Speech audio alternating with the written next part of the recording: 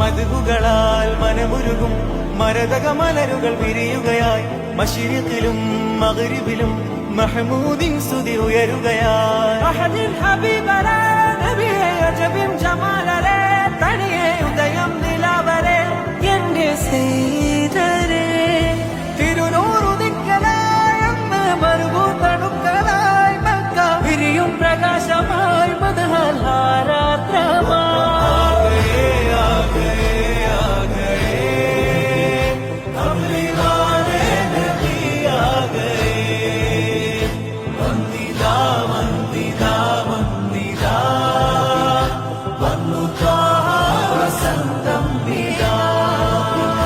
ലോകമാകെ പടക്കാൻ സബബാഗ്നമേ